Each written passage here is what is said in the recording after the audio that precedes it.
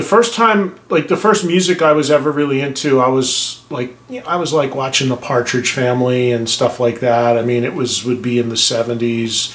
I was born in 1964, so 74 around there. I would be watching like the TV music of the day of the cartoons that I would watch, and they would put out records, and that would be like the first records I ever bought. Some of the pop stuff of the day, I remember like The Lion Sleeps Tonight and 1910 Fruit Gum Company and songs like that, more pop-driven stuff.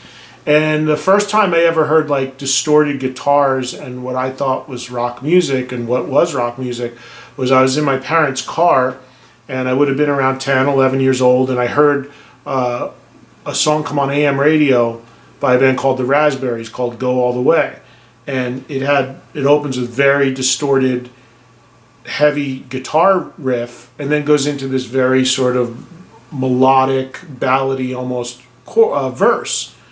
And it immediately impacted me, like that I remember it like it was yesterday, because the collision of the very heavy distorted guitars and sort of like busy drums, which I'd never really heard before, and then a really poppy thing, which I had known, coming together was like, blew my mind.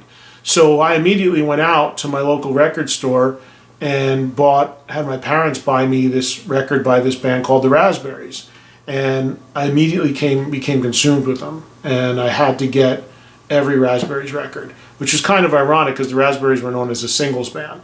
But they had 4 albums, and I bought them all. And I became this like crazy fan of the Raspberries, which nobody really was at the time, especially my age. And that was like it. That lit the spark. And then it was like a year later, or 2 years later, 76, I'm walking home from junior high school, and I would walk right past a record store in my hometown of Madison. There's a store called Scotty's Records. And I walked by the store, and I went in with my friend who I walked home from school with every day. And I said, "What are you doing?" He goes, "I'm going to buy a record." I said, what record are you going to get? He's like, "Well, I'm going to get a record by this band called Kiss." And I had never heard of him. I didn't know anything about him. He said, "Come in." So he goes to the bins, he goes to the records, and he goes, I said, "What are you going to buy? Which one?" And at the time, the new album was Rock and Roll Over. This was 76. He said, "Well, I'm going to buy this one because this is the new one." He said, "If you're going to try getting into them, buy the one before it, because I don't know how this one is because it just came out. The one before it was really good. The one before it was Destroyer." So I had some money, and I was like, okay, I guess I'll try something new. And I bought Destroyer. And I walked home that day, and I put the record on, looked at the cover, heard the beginning of the record, Detroit Rock City, and it was like game over. Like my Raspberries records at that time, being a little kid, like they couldn't even be in the same room with my Kiss records. It was like a whole new world opened up. And I just became consumed with all things Kiss for a couple of years. It would be a couple of years before I would even consider letting another band into my world. And the next band I let in was Aerosmith, but I mean, it was Kiss mania for me, and that's what really set me on my whole path to get into music. First concert was Kiss, 77, December 16th, Madison Square Garden. Went with my best friend. His sister took us, and the opening band was Piper, which was Billy Squier's first band. Still love Billy and still love Piper to this day. I remember being completely, like I was in the top level of Madison Square Garden, and I just remember like the whole scene walking in, the smell of like the carts selling the pretzels, the people outside selling the t-shirts, getting inside, smelling this weird smell in the air. I didn't know what it was. Everybody high. I didn't know what that was. And then the other thing that really remember about that show that people have a hard time understanding, but you got to remember I was 77, I would have been 12, 13, just turned 13. I didn't understand the concept of amplification. So here I was at the top of the garden with 15, 20,000 people, and then the band is looking this big to me, but it was loud as hell. And I couldn't understand how a band of guys playing a guitar that far away, that small, could be that loud where I was sitting. And it took me a while to realize that the power of amplification at a very young age, but it was totally moving and impactful. And the second concert I ever went to 2 years later, Kiss at the Garden again, Dynasty Tour. And then, from there it just went. Well, I I took drum lessons for a brief time, and it was really frustrating to me because I wanted to have a kit like Peter Criss had, and I wanted to be able to play to those records and every record I had immediately. And taking drum lessons, I was given sheet music and a little drum pad and dun, dun, dun, dun, dun, dun, and I was like, no, I gotta be, and I just didn't have the patience and the discipline. I was like really needed to go. So I flamed out really quick. I really didn't put a lot of effort into it, but I flamed out really quick on the idea of actually trying to be a musician. So then my thought process shifted to, how can I still work in the music industry and connect with all these bands and help all these bands I love? See, that was a really big thing for me because most of the bands that I love, most other people I knew did not like, and they made fun of me for liking. And I was very marginalized. In high school, I was very outcast for what I liked. Was not in the cool crowd at all. And it really bothered me, and I was just like, man, these artists need more respect and they need to be treated respectfully, and more people should know about them. So that became my thinking, like, how can I be around the music? How can I help these artists? It was never about how can I become well known or how can I become famous. It was about how can I help the bands that I love. So the first thing I did when I was in high school was I wrote the music column in my high school newspaper. Then in my senior year, my hometown has 3 colleges in it.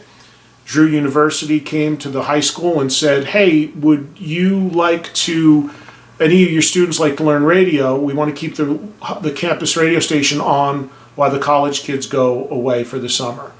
So I immediately raised my hand, went there, and that's where I first sort of cut my teeth on what radio was. And then I started working in a record store right out of high school, which for me was like the holy grail of jobs. Greatest thing in the world. So here I was already at like 17. I was selling music. I was meeting people from record companies who would come into the record store. I had already got some interest in radio.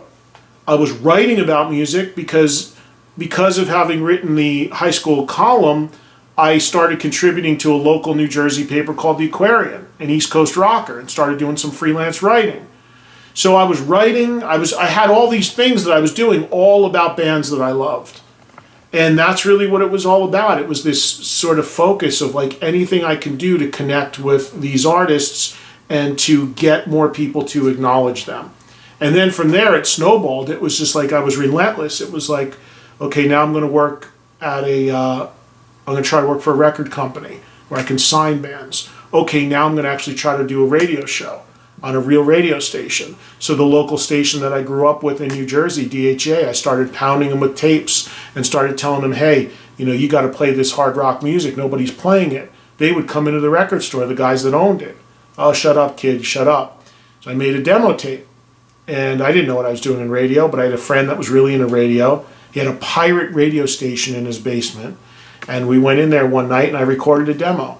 And then they finally let me get on the air playing the music I wanted one time a week. And that was one of the first ever radio shows in history to focus on metal in America, for sure. One of. And that would have been 83.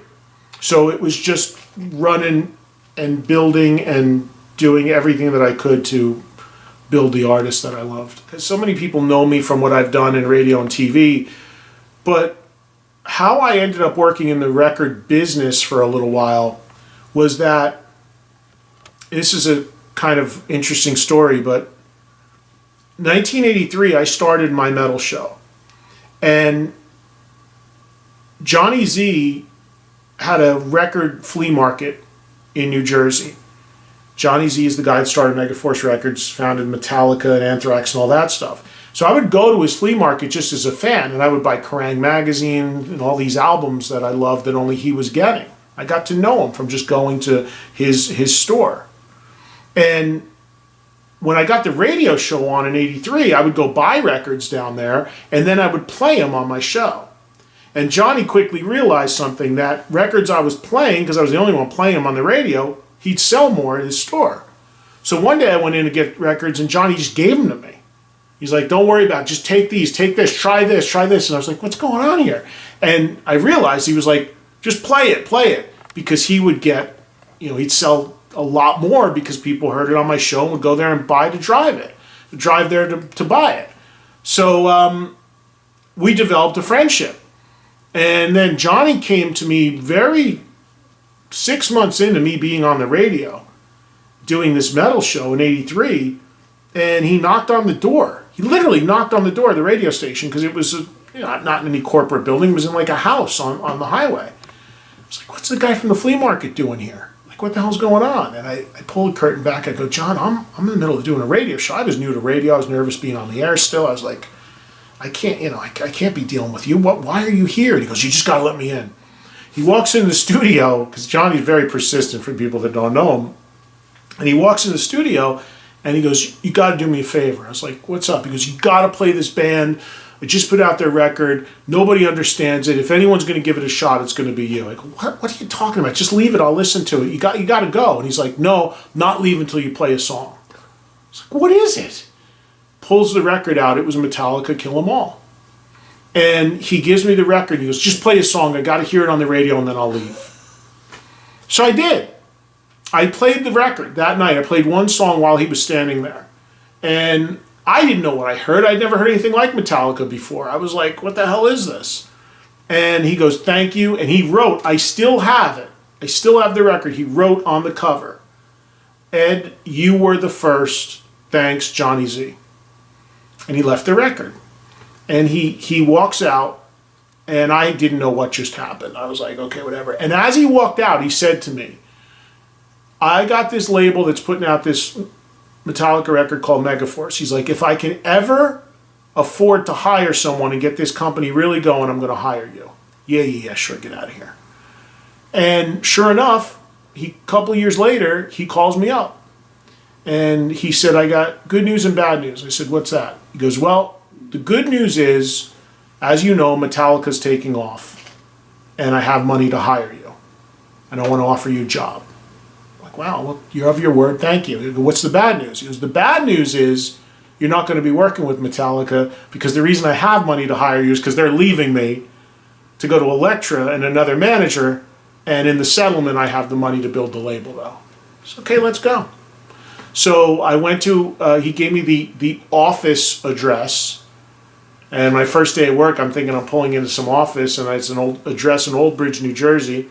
And I'm in a residential area, and I'm like, oh, I guess we're going to have some coffee or something before we go to the office. Little did I know, the office was, at that time, a phone extension next to his kid's crib on the floor in his living room of his house. And that's how I started with Megaforce Records. I spent 3-4 years there, and titles were handed out much more liberally than money. So it was like, we'll elevate your title to make it, give you more status, but we don't have any more money to pay you. But it was a great experience. It was a lot of fun. And one of the things I really wanted to do was the label was known for such heavy music. Anthrax, Overkill, Metallica, Manowar, Raven.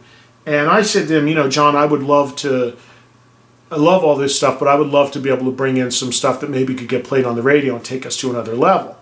And he's like, well, what do you got in mind? And again, go back, I was a huge Kiss fan. And Ace Frehley was out there, and nobody had even known what he looked like without his makeup really at that point. I said, we should track down Ace. Johnny was not and is not a Kiss fan. But he kind of knew that I was, and he knew that he'd take a chance on what I was saying. And he goes, okay, let's try to find him. We found him through Eddie Kramer. We had lunch, and the first guy he ever ended up signing to a record deal turned out to be a guy that 9 years earlier was playing in a band that was my first ever concert. And there is a photo in my first book of me in a lawyer's office at however old I was with Johnny and Marcia and Ace, literally signing him to his first solo record deal.